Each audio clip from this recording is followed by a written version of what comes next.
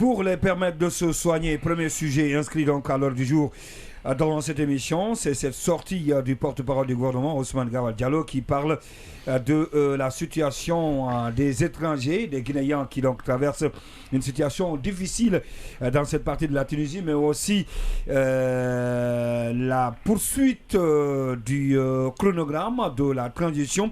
Est-ce que le délai sera respecté? On le sait tout récemment, 24 mois, c'est un accord qui avait été donc établi entre les autorités de la transition et notamment l'instance dirigeante de la sous-région ouest-africaine, je veux parler de la CEDEAO. Est-ce que le respect toujours du délai donc imparti, le respect du chronogramme de la transition est d'actualité? Qu'en est-il? Le ministre Ousmane Gawal Diallo s'est exprimé hier encore une nouvelle fois à l'occasion du compte-rendu du Conseil des ministres. La question lui a été donc posée, ça fera l'objet des débats tout à l'heure. Pourquoi on continue à poser la question? Est-ce qu'il n'y a pas un flou qui plane quelque part pour ce qui est du chronogramme de la transition? En tout cas, la question reste toujours posée. On va aller au niveau de la régie, voir si pour le moment la vidéo elle est prête pour qu'on puisse au retour dans ce studio décrypter. On va partir avec la régie. Pas encore. Alors, on va poser la question Alpha Omar Diallo sur cette sortie d'Ousmane Gawal Diallo en attendant que la régie soit donc prête pour ce qui est de la vidéo. Cette question posée pour ce qui est du chronogramme de la transition. Bon, je voudrais simplement rappeler que le chronogramme n'est pas en train d'aller comme ça se doit. Ça, on va aller avec la régie. On me fait signe que la vidéo elle est déjà prête. On va partir avec la régie et puis on va venir au retour décrypter cette partie du compte-rendu du Conseil des ministres par le porte-parole Ousmane Gawal Diallo. Il a félicité au cours de son intervention les ministres du pôle financier pour la bonne tenue des indicateurs macroéconomiques qui a été rappelée par la note de la Banque mondiale il n'y a pas très longtemps, et a aussi indiqué que bien que cela ait été une performance d'arriver à ce niveau, qu'il reste encore des axes d'amélioration et pour lesquels il encourage le gouvernement à continuer dans la transparence, la rigueur et dans les réformes, et notamment dans la digitalisation du processus d'attribution des marchés publics, ce qui peut améliorer encore les performances dans notre pays et accroître la transparence dans ce segment assez important. Vous écoutez On refait le monde, votre rendez-vous quotidien de décryptage de l'information sur Joma Media, et vous faites bien. Oui, on va essayer de voir parce que c'est pas la bonne partie sur donc le chronogramme de la transition. On va essayer de voir si on peut avoir la bonne. Oui, en attendant, Alpha Mamadou Diallo sur la question. Je disais que sur la question que le chronogramme il n'est pas sur la bonne voie. En fait, on n'est pas sur le bon chemin. On a l'impression, d'ailleurs s'il le rappelle, c'est à juste titre, puisque lorsque vous n'êtes pas à règle, vous avez tout semblé rappeler ce que vous manque le plus souvent. Honnêtement, vous savez que celui qui vous cache votre cadavre, il faut l'attendre au cimetière. Et le CNRD est en train de jouer à un mauvais jeu qui consiste à traîner et après dire que nous ne pouvons pas respecter les engagements. Et en ce moment, vous savez, ce qui va nous attendre, ce sont les crises politiques. Et jusque-là, on a vanté les mérites du CNRD de pouvoir maîtriser la situation politique et les forces vives, parce que en fait le duel c'est entre les forces vives et le CNRD, puisque la classe politique qui soutient le CNRD, là en fait cette classe politique elle est totalement d'accord, même si ça a duré 50 ans, cette classe politique elle ne va rien dire, mais par contre les forces vives elles sont pertinentes. Je sais que les gens savent pertinemment que les forces vives et le CNRD ils vont s'affronter sur le temps et en réalité ce temps n'est pas favorable au CNRD puisqu'il y a un délai qui court et quand l'ambassade des États-Unis a ouvert un chrono et ça a déclenché le chrono pour dire il reste combien d'heures, ça a fâché le gouvernement guinéen. Mais ce qui est un peu extrêmement important, c'est de savoir que ce chrono est dans l'esprit de tous les Guinéens, chacun connaît le jour et l'heure, et finalement quand cela va arriver, le CNRD ne va plus maîtriser la situation, puisque vous savez, quand la délégation de la CEDEAO de l'Union africaine sont venus, on ne sait pas pourquoi cette délégation elle était venue, mais par contre, on peut estimer objectivement que c'était pour parler du chronogramme, pour parler de la situation de la politique de la République de Guinée. Et ça, on renoue avec la crise et ça va être la même chose. Nous allons quand même partir sur le cas de départ. Et pourtant, le CNRD avait promis de ne plus revenir et la refondation, excusez-moi, oui. La refondation constitue quelque chose qui va être, si la refondation est bien faite, normalement on ne devait pas revenir sur les erreurs du passé. Oui. Mais en réalité, les erreurs du passé ne sont pas des erreurs, ce sont nos habitudes et le CNRD est en train bien de les ancrer. Et on sent à chaque moment qu'on est en train de tromper le peuple de Guinée, qu'on est en train de s'enraciner pour garder le pouvoir. Et ce qui est sûr, la force... Mais est-ce qu'on devait continuer à poser la question pour ce qui est du respect du chronogramme à partir du moment où déjà des déclarations de sortie qui sont faites... Les gens connaissent bien le circuit, le chronogramme, il est connu. Et il semble, quand vous regardez par rapport à ce qui a été prévu, puisque si les gens se posent la question, c'est pertinent. Ils savent par rapport à ce qui a été prévu, qu'est-ce qui a été fait, qu'est-ce qui n'a pas été fait. Et tout le monde sait ce qui a été prévu n'a pas été fait par rapport aux délais qui ont été impartis. Parce que pour ceux qui ont vu le chronogramme, ils savent pour tel type d'activité, voilà à telle date que ça peut se faire. Et aujourd'hui, cette date n'est pas tenue et il y aura un glissement. Et ce glissement... Alors pour vous, le respect du chronogramme doit donner, en tout cas c'est suite au respect des différents points qui ont été préalablement établis, qu'on ne peut pas le respect du chronogramme. Et à date, on n'est pas en avance sur ces on n'est pas en avance sur ces points. On est en retard. On est en retard et sur le respect sur le coup, quand le programme va arriver, le CNRD ne va plus maîtriser la situation et en ce moment, ça va être des crises. C'est des crises et ça, on ne le souhaite pas puisqu'on n'a pas intérêt à aller dans des nouvelles crises. Et quand même, si on entretient des crises, on veut vouloir ne pas dire qu'on ne veut pas aller dans des crises. Ça, on ne le comprend pas. Il faudrait ne pas vouloir avoir des crises, mais poser tous les actes nécessaires pour ne pas avoir ces crises-là. Et c'est que le CNRD ne semble pas comprendre. Et il semble qu'ils ont le soutien populaire, ils ont ceci, mais ils n'ont rien compris. Quand le délai va arriver, je pense qu'ils feront face à une situation qu'ils ne vont pas maîtriser, puisque ça ne serait pas ce qu'ils ont promis. En ce moment, ils ne pourront s'en prendre qu'à eux-mêmes. Voilà, Baïla, il y a le ministre Gawal Diallo donc, qui dit qu'on ne va pas continuer. En tout cas, il y aura toujours des sceptiques, c'est-à-dire des gens qui ne vont jamais croire au respect du chronogramme, quoique les autorités donc posent des actes. C'est pas pour plaire à Paul ou encore à Pierre. On ne peut pas continuer à toujours parler du chronogramme de la transition. C'est clair, c'est que l'engagement est donné pour ce qui est des autorités pour le respect donc, du chronogramme. Sauf que à date, il faut quand même le reconnaître, comme Alpha Omar le disait tout à l'heure, il n'y a pas de signaux qui peuvent donner l'espoir pour ce qui est du respect du chronogramme. Quelle est votre analyse sur cette sortie du porte-parole du gouvernement? C'était hier même d'ailleurs à l'occasion du compte-rendu du Conseil des ministres. Oui, tout à fait, parce que il a tout à fait raison. De toute façon, il y aura effectivement toujours des sceptiques dès le lendemain, avant même qu'il y ait des crises, avant qu'il y ait cette succession de manifestations, il y avait déjà des sceptiques. Donc il y en aura toujours. La question n'est pas là. Maintenant, effectivement, c'est à la suite d'une question qui lui a été posée, sinon il n'était pas forcément question de cela dans le Conseil des ministres. Justement. Et j'ai l'impression que parce qu'après le compte rendu, il y a une série de questions-réponses. Oui, une conférence de presse. D'accord. Et lorsqu'on lit un peu les propos du ministre porte-parole du gouvernement, on peut déceler un peu même une sorte d'agacement de la question. Ça agace, hein? Oui, parce que la question ne fait que revenir. Quand il dit que cela n'inquiète personne, c'est légitime et on n'a rien à prouver, on ne va pas tous les matins reprendre le même discours pour rassurer Paul ou Pierre. Paul ou Pierre. Donc, comme je disais, on sent un peu de l'agacement dans sa réponse. Oui. Mais l'essentiel, effectivement, est que les autorités de transition soient concentrées sur l'essentiel, sur le retour à l'ordre constitutionnel. Alors, on dit effectivement que ça a du retard par rapport, par exemple, à la nouvelle constitution qui était dans le chronogramme, en tout cas prévu pour l'avant-projet devait être prêt dans les 6 mois en tout cas, à partir en tout cas de janvier, donc pendant le mois de juin. Mais je pense qu'on n'est pas loin parce que pratiquement tout a été fait en amont.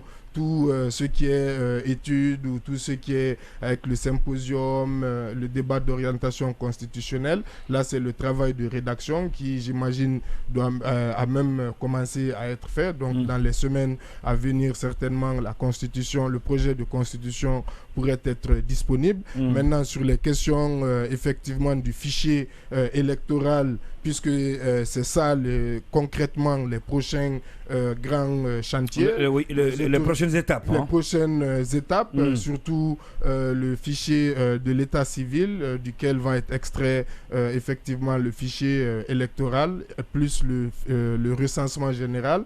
Et là aussi, on voit il y a quand même des avancées qui sont là. Il y a des textes législatifs qui ont été déjà présentés en Conseil des ministres. Il y a des unités concernant ces recensements qui sont déjà en train d'être mises en place à travers le pays. Donc, il faut encourager les autorités de la transition parce qu'il ne sert à rien de toute façon de dire que le chronogramme, on va marcher sur le chronogramme ou que les autorités ont d'autres intentions, parce qu'il y a souvent ce discours lorsqu'on parle des infrastructures, où on décrypte même parfois le mode vestimentaire du président de la transition, comme hier en Conseil des ministres où il était encore en civil, qui était au Fouta Diallo. Voilà, donc c'est vrai qu'il y a des analystes avec son bonnet pour le qui font un lien avec ça et la volonté de rester au pouvoir. C'est pourquoi il est en train de changer de mode vestimentaire. Oui, mais l'essentiel, un peu les régions naturelles.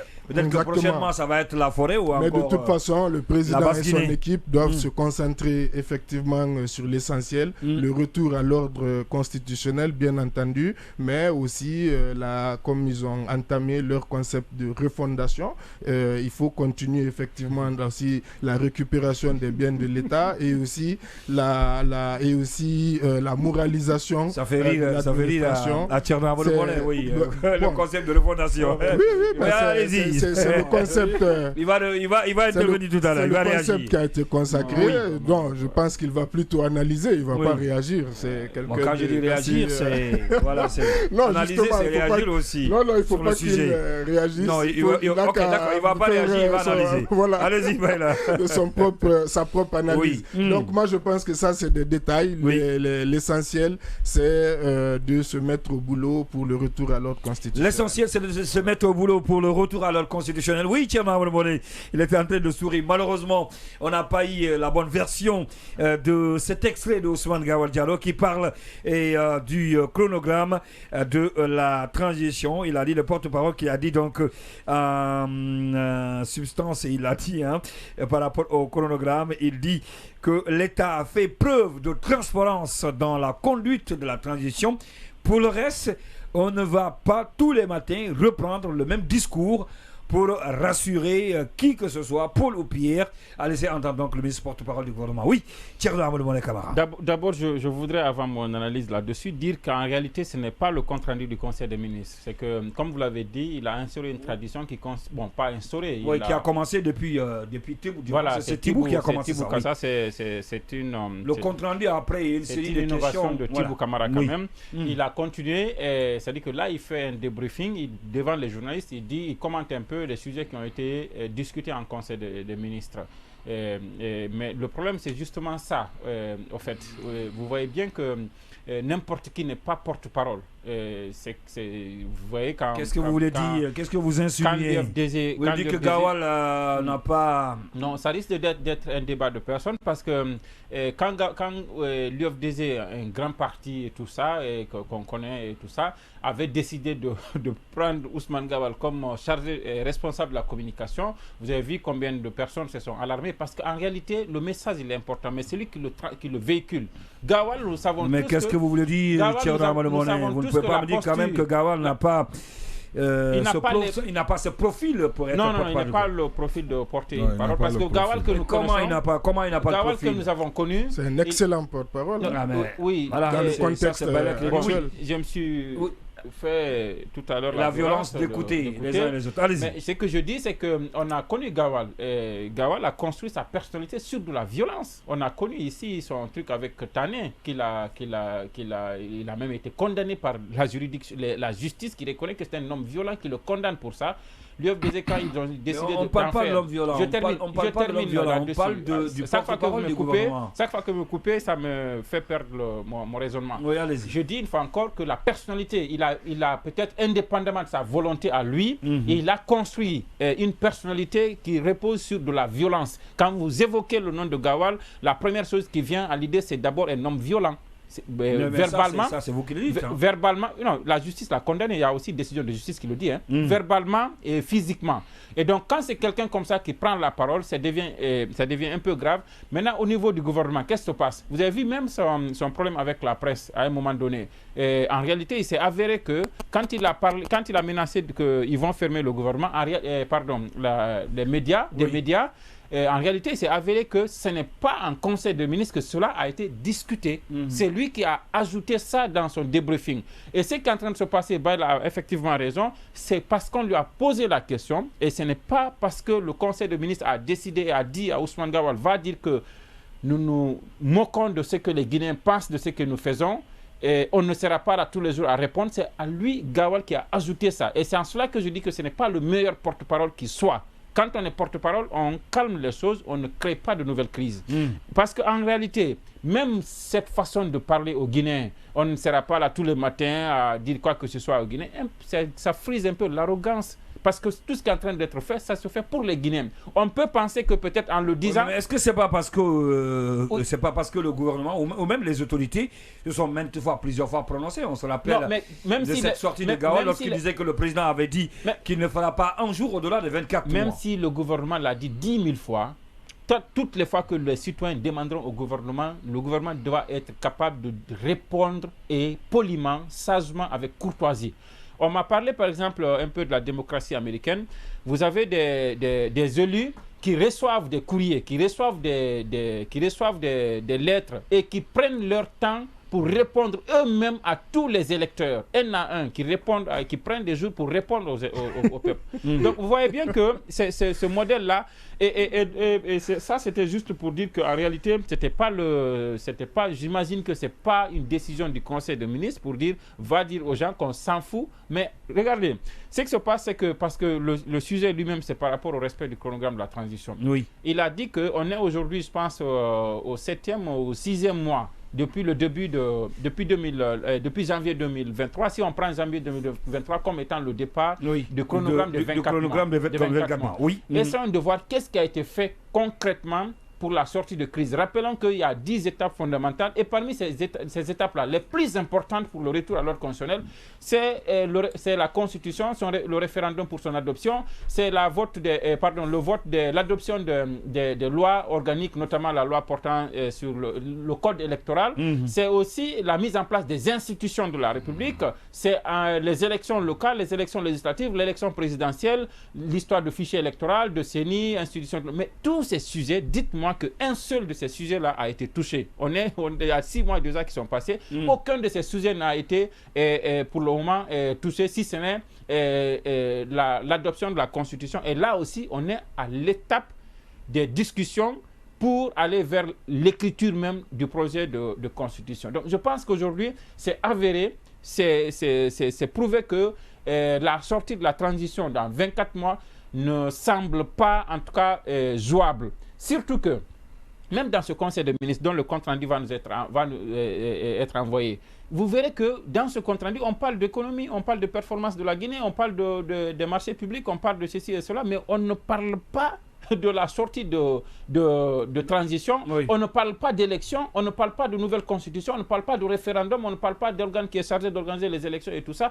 On se comporte en gouvernement élu qui a un mandat peut-être de 10 ans, je ne sais pas. On parle d'infrastructure, on parle de performance de la Banque mondiale, on parle de développement et tout ça. Et c'est pour cela que je souriais quand Baïla parlait de refondation et de ça et ça. Une transition n'est pas faite pour une refondation. On a 24 mois au cours desquels ce qui est plus important, c'est que à terme, après les 24 mois, qu'on soit capable de dire voilà le nouveau président qui a été élu, voici le nouveau parlement, voici les nouveaux élus locaux, et on transmet le pouvoir à une autorité civile avec une nouvelle constitution et de nouvelles autorités. C'est ça la réalité. Maintenant, le reste là, c'est juste évacuer des affaires courantes, c'est ça en transition. Maintenant, si on est là tout le temps à commenter performance de la Banque mondiale, du FMI, les routes sont faites, il y a des ponts par-ci par-là. Aujourd'hui, on porte amener la presse à revenir sur la question. On porte du bazin, du chronogramme. C'est pas important, ce qui est plus important, c'est cela, et je pense qu'il est démontré, même le gouvernement est dans cette logique d'oeil, parce que quand vous voyez l'argumentaire du gouvernement... Et comment le discours du gouvernement aujourd'hui consiste à dire quoi? Vous avez vu qu'ils sont en problème même avec la CEDEAO. Ils ont mis en place un comité de suivi comment on appelle ça, de cet accord qui a été obtenu avec la CEDEAO, mais lequel comité la CEDEAO ne siège pas. Et la CEDEAO n'a pas manqué de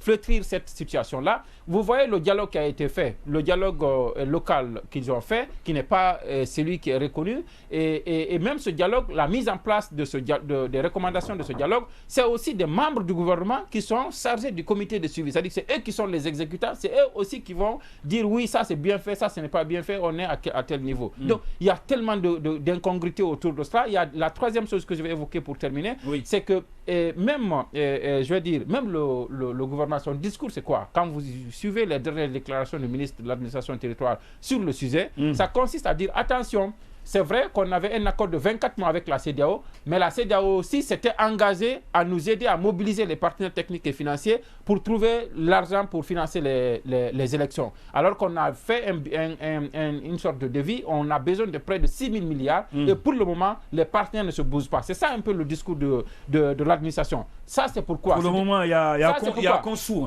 C'est ce qui est dit. Mais là, ça, c'est quoi? C'est pour dire après les 24 mois, écoutez, on était bien parti La volonté était là. La volonté était là. Mais il n'y a pas eu d'argent. Mais on n'a pas eu d'argent, on n'a pas eu le soutien de la CEDEAO. Elle nous a quittés pendant qu'elle devait discuter avec nous.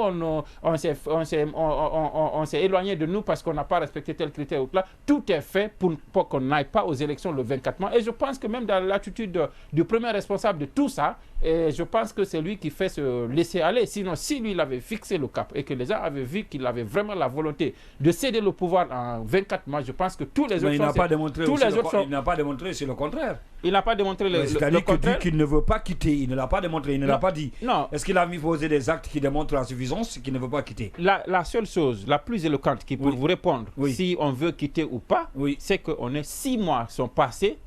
Dites-moi que vous faites le ratio, c'est-à-dire que les 10 étapes qui sont prévues, vous essayez de voir est-ce qu'on a même 20% de mise en œuvre du chronogramme. C'est pas ça. Maintenant, veut ou veut pas, c'est que moi je dis pas que vous m'avez dit Doumbouya veut s'éterniser ou veut pas, mais c'est que je dis il y a un message qui est là, qui consiste à faire accepter les gens au terme de 24 mois l'idée que c'était impossible d'aller aux élections et qu'il faut encore un autre délai. D'accord, il faut encore un autre délai. Oui, Baïla. Oui, je vais revenir rapidement déjà sur le porte-parole du gouvernement qui, effectivement, depuis qu'il est ministre porte-parole, défraie beaucoup la chronique. Oui, rapidement, on va aller avec Amsa Diawara qui est déjà allé. On ne peut pas nier que c'est effectivement un excellent communicant. C'est un excellent porte-parole. Communicant depuis l'époque. C'est pas pour rien, c'est pas par hasard, c'est pas une coïncidence. Il a été choisi.